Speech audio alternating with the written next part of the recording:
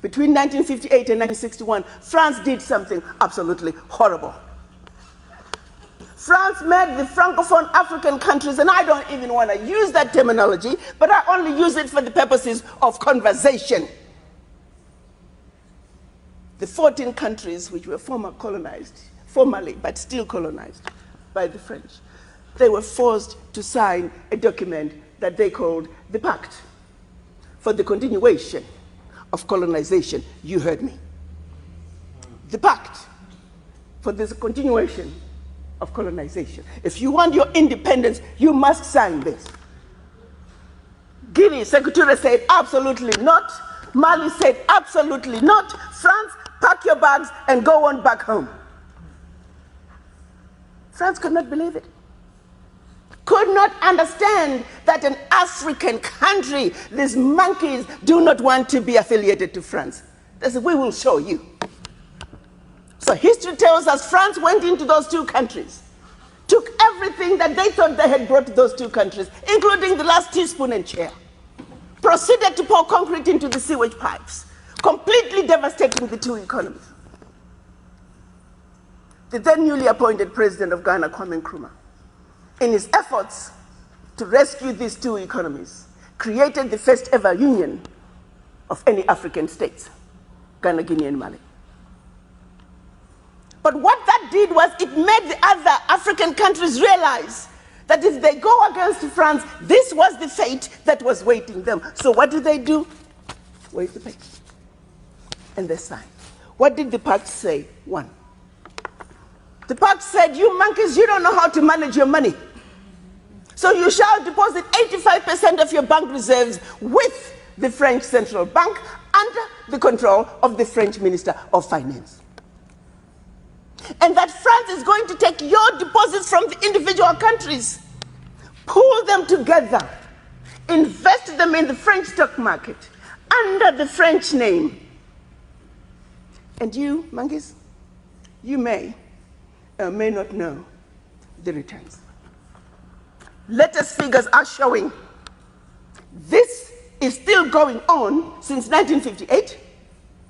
France today is collecting out of Africa over $500 billion before investing.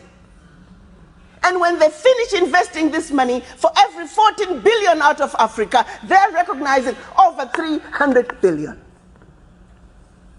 Now do the math. So when it's actually said and done, France is taking out of Africa trillions of dollars every year, and we, the poor Africans, are gladly giving it to France. And the same France has the audacity to look at us and call us poor people. 1958.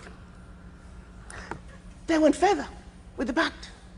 You see, we will also print your own money. We will print your money for you. They instituted what they were calling the CFA, special currency for the African countries, and that only France can print that money for you. They went on to say all the contracts, large contracts, public and private, French companies have the first right of refusal. All your minerals discovered, yet to be discovered, France has the first right of refusal.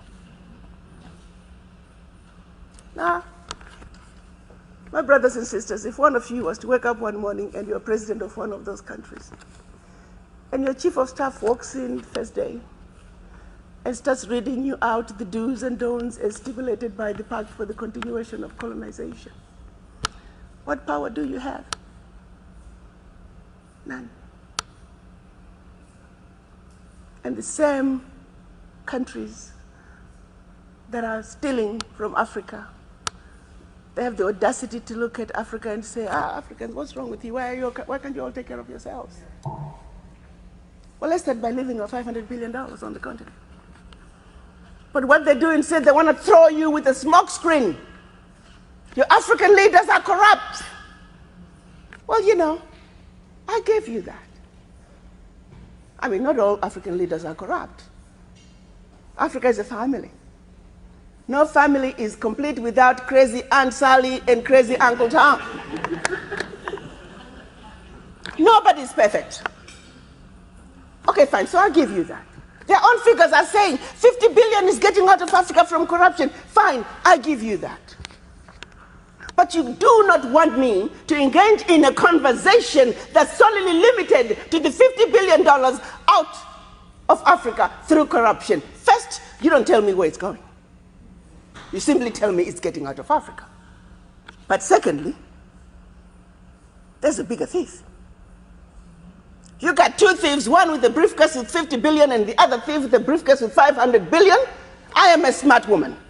You want me to ignore the one with 500 billion and put all my energies on a suitcase with 50? And by the time the one with 500 billion is done investing, we are talking trillions. Now, do you see how quickly the funds out of Africa from corruption become the larger chunk under the table? And they want you to stay under the table. So you never have to talk about what is on the table. We must wake up, Africans. We must think about our situations. How did we get here? Are we willing to let France